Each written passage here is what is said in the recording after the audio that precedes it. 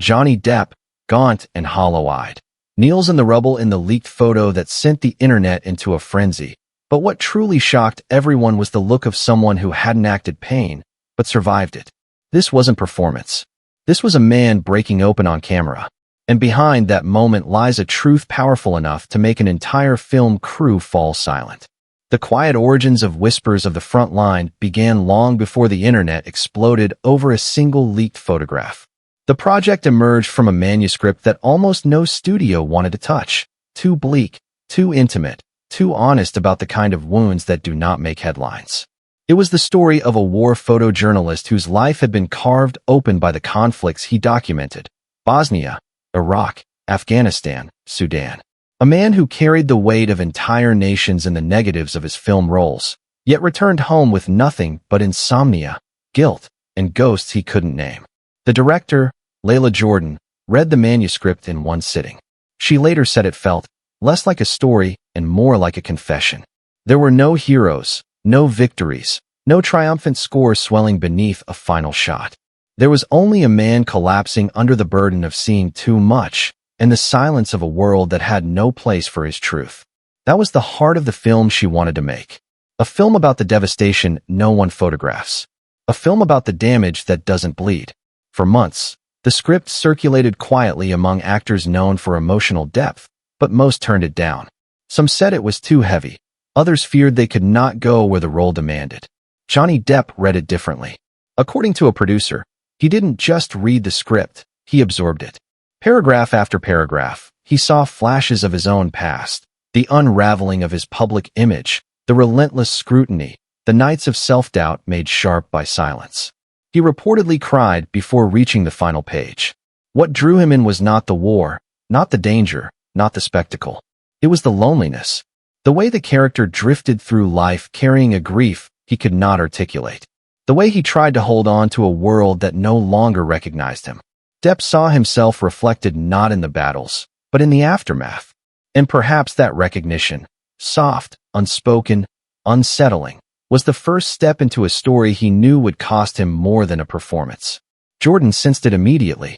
She said that when Depp first called her, his voice was steady but subdued, like someone speaking through a fog. He didn't ask about scheduling, salary, or creative control. He asked one question: "Are you prepared for what this will demand of us?" It wasn't bravado. It was a warning. A man who knew that some roles don't stay on set, they follow you home. The inspiration for the film's central figure, the journalist whose life ends in quiet implosion, was never publicly named. But people close to the project whispered fragments. An attic full of old cameras, a marriage that dissolved under the weight of unspoken grief, a man who spent decades documenting history yet died without leaving a single memoir. His story was nowhere to be found in textbooks, but everywhere in the scars he left behind. This anonymity only heightened the film's emotional charge. It wasn't about one man anymore. It was about all the men and women swallowed by the violence they witness. The stories they carried home but never told. The families forced to live beside their silence. And Depp, stepping into that silence, felt the gravity of portraying not a legend but a wound. Yet beneath the emotional weight lay a growing question, one that even the director hesitated to answer too soon. If this character mirrors the darkest corners of reality, then what pieces of Johnny Depp's own past will surface when the cameras begin to roll? Before the first day of shooting, Johnny Depp vanished. Not dramatically, not in the way celebrities retreat to luxury hideaways, but quietly, like someone slipping out of their own life. For nearly 3 weeks, no paparazzi photo surfaced, no tabloid headline speculated. He disappeared into a remote corner of rural France, into a small rented cottage that looked less like an actor's refuge and more like a place chosen by someone seeking absolution. Inside, the transformation began, not with makeup or costume fittings, but with silence. He surrounded himself with decades of war footage, photographs rescued from collapsed buildings, journals stained by the hands of men who had written them under fire. He read not as an actor studying a role, but as a man trying to understand the weight another man once carried. And slowly, the world outside disappeared. Those close to the production say he cut himself off from almost everything. No guitar. No cigarettes shared at dusk. No late-night conversations, No rehearsals, no jokes. Meals were kept sparse and deliberate. Military rations, hard biscuits, canned food, water. He reportedly wanted to know what it felt like to be hungry in a way that was more than physical, to experience the kind of deprivation that hollows a person from the inside. His body changed first. The sharpness of his jaw returned. His shoulders thinned. His eyes took on a distant, inward look, as though part of him was rehearsing memories he had never lived.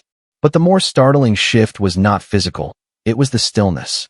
Depp, known for his restless energy and instinctive humor, had become eerily calm. A crew member later said, "He walked like someone who had been carrying a weight for years and finally stopped pretending it wasn't heavy." Then came the camera, the real Leica owned by the journalist whose life inspired the script. When the family offered it to the production, they believed it would simply be a prop, something symbolic. Instead, Depp treated it like a living relic. He carried it everywhere, in the cottage, on quiet walks, even as he slept.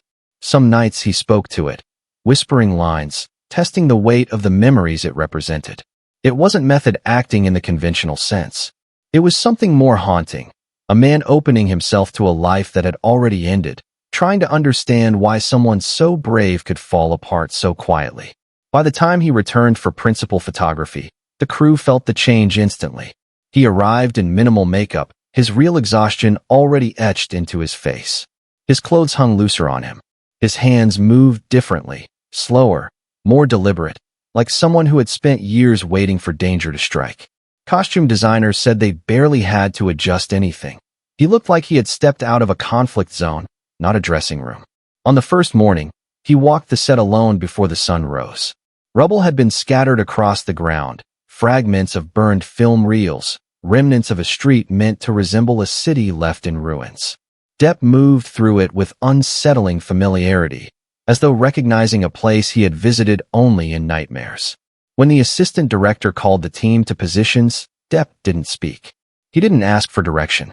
He simply lifted the Leica, looked through the cracked viewfinder, and exhaled, long, trembling, as though releasing something he had been holding inside since he disappeared into that cottage. Jordan watched him closely. She later confessed that in that moment, she stopped thinking of him as an actor. He wasn't preparing, she said. He was remembering. And perhaps that was the real source of tension simmering among the crew. It wasn't just the weight of the story they were telling. It was the unspoken question that whispered through the set like a draft under a closed door. If Johnny Depp had opened himself to this much darkness before the cameras even rolled, then what would happen when they finally did? The first week of filming unfolded with the kind of tension that doesn't announce itself loudly, but settles over a set like a fine layer of dust, quiet, persistent, impossible to ignore. Even before the cameras rolled, there was a heaviness in the air, as if everyone sensed that what they were about to witness would leave an imprint they couldn't easily shake off. Depp rarely spoke. He moved through the set like a shadow, fully present yet unreachable, carrying the Leica against his chest as though it were the last fragile piece of a life already gone. Director Layla Jordan made a decision early on that startled the crew. For the most emotionally charged scenes, she scrapped the dialogue entirely. The script pages that once held carefully crafted lines were replaced with blank margins and a single instruction: feel before you speak. Speak only if it hurts. The first test of this came with the bombing site sequence. The set was built to resemble a street reduced to bone and ash, charred walls, broken toys, burned shoes belonging to no one, yet representing everyone. Depp walked onto the rubble without a cue. His footsteps were slow, deliberate, like someone tracing the outline of a memory they feared would fade if they didn't tread carefully. All that the page required was, he remembers. But Depp did more than remember. He relived. The moment the camera began to roll, a transformation occurred that several crew members later struggled to describe. Depp crouched down beside a collapsed doorway, fingers trembling as they brushed against the dust. His breathing changed first, shallow, uneven, as if he were trying to steady himself against a wave rising inside his chest. Then, without warning, he began to speak. It wasn't rehearsed. It wasn't even whispered in a tone meant for the camera.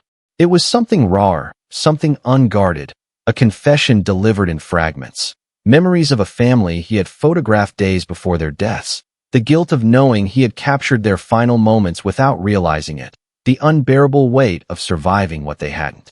For 6 uninterrupted minutes, he delivered a monologue that wasn't in the script, wasn't in any rehearsal notes, and wasn't guided by Jordan. He spoke through tears, through gasps, through pauses where it seemed his voice might break entirely. The set fell silent. Not a respectful silence, but a stunned one. No one dared interrupt. No one asked for another take. Even the camera operator later admitted his hands were shaking, not from technical strain, but from the emotional force of what he was witnessing. When the scene ended, Jordan didn't call cut. She whispered it, almost apologetically, as if afraid to disturb something sacred. From that moment forward, the cast and crew began to understand that this film was not going to be a performance. It was going to be an unraveling. And Depp was already fraying at the edges. Another scene deepened that realization. Set late at night in the remnants of a bombed-out building, it was meant to be simple. Depp stands alone, processing the aftermath. No lines were scripted. The intent was to capture stillness. But what unfolded was anything but still. The camera rolled. Depp stood motionless for nearly 30 seconds, eyes fixed on something far beyond the set. Then it happened, subtly at first. His jaw tightened. His shoulders drew inward. And a tremor ran through his hands, so slight it might have been missed by anyone who hadn't been watching him for weeks. Then the dam broke. He let out a breath that sounded like someone surrendering to grief they had held for years. Tears gathered, spilled, and he sank to the ground as though his body no longer had the strength to hold him up. He whispered something indecipherable, maybe to the camera around his neck, maybe to the ghost he had been chasing since France. No one moved.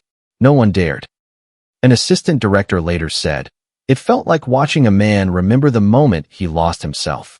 Multiple crew members reportedly stepped away afterward, not to reset equipment, but to steady their own breathing. Even the trauma consultant, someone accustomed to emotional intensity, admitted she had never seen an actor descend so deeply into a character's internal landscape. Jordan knew these moments were extraordinary, but she also recognized the danger. There is a fine line between inhabiting a role and being consumed by it, and Depp's proximity to that line grew thinner with every scene. And yet, no one could look away. Because beneath the quiet devastation, there was an undeniable truth threading through every take. This wasn't just a portrayal of a man haunted by war. It was a portrayal of a man haunted, period. Which raised a question no one dared ask aloud, though they all felt it lingering in the silence between takes. If Johnny Depp was pouring this much of himself into the character, then what parts of him would be left when the film was over? By the midpoint of filming, it had become impossible to separate the man from the role. The journalist in the script was a figure defined by absence. Absent from home, absent from peace, absent from himself. And as the days stretched on, the cast and crew began to notice that Johnny Depp was carrying a similar absence in his eyes. It wasn't dramatic. It wasn't theatrical. It was quiet, controlled, but unmistakably real, like a shadow that followed him no matter how bright the set lights burned. The parallels between Depp's life and the character's trauma were never discussed openly, but they floated beneath the surface of every interaction, an unspoken acknowledgement that the line between fiction and memory had grown dangerously thin. The journalist suffered from PTSD rooted in years of witnessing destruction. Depp carried a different kind of trauma, one forged in courtrooms, headlines, and years of feeling dissected by the world. Both men, in their own ways, had been torn apart while trying to hold themselves together. Crew members noticed the small things first. The way Depp flinched, not visibly, but internally, when the script referenced betrayal or loss. The way he paused a beat too long before certain lines, as though weighing whether they belonged to the character or to himself. And during breaks, he often wandered off alone, taking slow, deliberate steps, as if his mind were piecing through memories he hadn't intended to revisit. One evening, after an especially heavy scene involving a mock interview about survivors' guilt, Depp didn't leave the set immediately.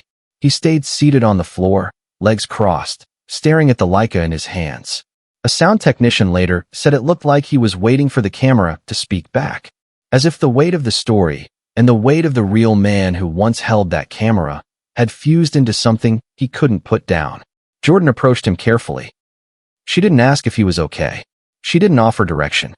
She simply sat beside him in silence, letting the moment breathe. Later, she admitted that the boundary between actor and character had blurred so completely that she no longer knew where one ended and the other began. That blurring became even more evident during a pivotal rooftop scene near the middle of the film. The script originally called for a brief monologue about fear, one written with delicate restraint. But when Depp opened his mouth to speak, something deeper emerged. His voice cracked, not from effort, but from truth. He talked about losing people he loved. He talked about watching a life crumble without being able to stop it. He talked about guilt, the kind that gnaws quietly, relentlessly, long after the world stops watching. None of it was in the script. Every sentence sounded less like performance and more like confession. The camera kept rolling. The sky above the set darkened into a washed-out gray. And for several minutes, Depp stood there, speaking with a trembling intensity that made the crew avert their eyes. Not out of discomfort, but out of reverence, like witnessing a private moment they were never meant to see. When Jordan finally whispered, "Cut," Depp didn't move. He stayed rooted in place, staring into the distance. It took nearly a minute for him to return to himself. When he finally did, he wiped his eyes with the back of his hand, nodded to the camera operator, and walked off the rooftop without a word. That night, the crew gathered for their usual shared meal, but the tone was different, quieter, contemplative, as though everyone had glimpsed a wound they couldn't name. A makeup artist later said, "It felt like Johnny wasn't acting out the character's breakdown. It felt like he was remembering his own." And that realization sparked a single, unsettling question among the team. Was this role helping Depp confront his past, or was it reopening scars that had never fully healed? As production moved into its final weeks, a strange quiet settled over the set, less the silence of exhaustion and more the silence of understanding. Everyone had begun to grasp the true nature of the film they were making. Whispers of the Front Line wasn't built on spectacle or dramatic crescendos. It lived in the pauses, the breaths held too long, the moments when nothing happened on screen, yet everything shifted beneath the surface. This was, at its core, a story about silence. The silence of trauma. The silence of witnesses. The silence of men who return from battles, public or private, and find themselves unable to speak of what they endured. Jordan leaned into that theme with a calm but relentless clarity. She stripped away anything that felt theatrical. She removed background music from key moments, allowing only ambient sound. The rustle of debris underfoot, the distant echo of a shutter clicking, the breath of a man trying to keep himself from breaking. It created a haunting intimacy, as though the audience were intruding on a private collapse. Depp adapted to this minimalist approach instinctively. He didn't fill the quiet with movement or expression. He let the stillness speak for him. Let the camera linger on the subtle tremors of his hands, the tightening of his jaw, the flicker of something wounded behind his eyes. He became a study in restraint, proof that devastation doesn't always shout. Sometimes it whispers. Off camera, the atmosphere mirrored the film's emotional gravity. Depp ate with the crew, sat beside lighting technicians, helped carry equipment between takes. He insisted on no special treatment. The production may have been small, but that smallness became its strength. Everyone was exposed to the emotional weight. Everyone shouldered a part of it. The intimacy made the set feel less like a workplace and more like a shared confession. Yet even in this closeness, Depp remained slightly apart, as though inhabiting a world one step removed from everyone else. In the early mornings, he walked alone through the set before call time, moving between the rubble and broken walls as if reacquainting himself with the ghosts that lived there. Some crew members described the sight as eerie, others described it as tender, but all agreed he was carrying something heavy, something larger than the role itself. Jordan often watched him from a distance. She later said she understood that the film's emotional truth depended on that delicate line, giving Depp the freedom to feel deeply, while praying the process wouldn't fracture him. Because this wasn't just a character study anymore. It had become a mirror, one that reflected both the journalist's trauma and Depp's own long journey through public judgment, loss, and silent wounds. By the time the final week began, the crew sensed a tension building, not dramatic, not explosive, but subtle and persistent, like a storm forming beyond the horizon. They knew a reckoning was coming, not just for the character, but for the man portraying him. And beneath that growing quiet lay the question no one could ignore. When the last scene is filmed and the cameras stop rolling, what will happen to the pieces of Johnny Depp he poured so willingly into this role? The final week of filming arrived not with celebration, but with a softness, a fragile, tentative quiet that felt like the calm after a long, unspoken storm. By then, everyone understood that they were not simply finishing a movie. They were closing a chapter in someone's personal reckoning. And the weight of that knowledge hung in the air with every scene, every take, every breath. The last major sequence to film was deceptively simple. The journalist returning to the ruins of a street he had photographed years earlier. According to the script, the moment marked the end of his internal war, the realization that survival was not a privilege but a burden he had never learned to carry. On paper, it was subtle. On set, it became something else entirely. When Depp walked onto the rubble for the final time, he held the Leica with both hands, not as a prop, but as an anchor.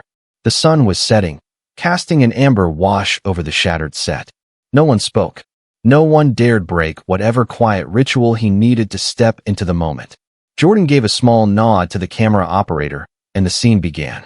Depp didn't follow the stage directions. He didn't walk to the marked spot. Instead, he stopped halfway across the debris and fell to his knees, slowly, as though his legs could no longer carry him. His shoulders trembled. His breath shook. And then, in a whisper so soft the boom operator almost missed it, he said, "I'm sorry." 2 words. Not in the script. Not rehearsed. But they hit the crew with the force of a confession decades overdue. He stayed kneeling, gripping the camera as if apologizing not only to the ghosts of war, but to every version of himself he had failed, every memory he wished he could rewrite, every person he had lost. Tears slipped down his face. Not dramatic tears, but the kind that fall when someone stops running from their truth. Jordan watched with her hand covering her mouth, knowing she was witnessing something irreversible. When she finally whispered, "Cut," the word cracked in her throat. Depp didn't move at first. He stayed bowed, breathing slowly, grounding himself back into the present. When he finally rose, his eyes were red, but clear, clearer than they had been in months. The crew didn't clap. They didn't speak.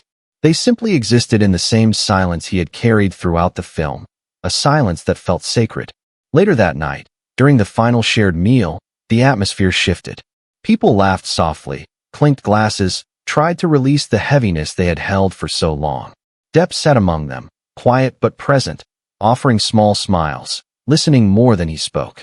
For the first time, he looked less like a man haunted by a role and more like someone slowly returning to himself. And yet, beneath the warmth of that last evening, a single truth lingered. The performance they had captured would outlive every one of them. Not because it was flawless, but because it was human, achingly, vulnerably human. When the production wrapped, Jordan wrote one line in her journal. This wasn't Johnny acting. This was Johnny healing. But the question that hovered in the minds of everyone who witnessed his transformation remains. Now that the film is finished, what pieces of Johnny Depp will remain changed forever? And which pieces did he leave behind in the rubble? When whispers of the front line finally entered the editing room, what remained on the footage was more than a performance. It was a portrait of grief, of survival, of a man learning to breathe again through someone else's story. Depp's presence lingered in every frame, not as a character constructed for the screen, but as a soul caught in the act of remembering. Critics who saw early cuts described the film not as a narrative, but as an experience, one that asked viewers to sit with discomfort, to confront the quiet weight of wounds that never fully heal. Nothing in the film screams for attention. It doesn't dazzle. It doesn't plead. It simply exists with a truth that's difficult to ignore. And perhaps that is why this role may become the defining marker of Depp's later career. Not because it revives a legacy or rewrites a public image, but because it allows him to say something he has never been able to articulate. That pain, when faced with honesty, can become a form of release. But the final question the film leaves behind is the one audiences will carry long after the credits fade. Was Johnny Depp telling the journalist's story, or finally telling his own?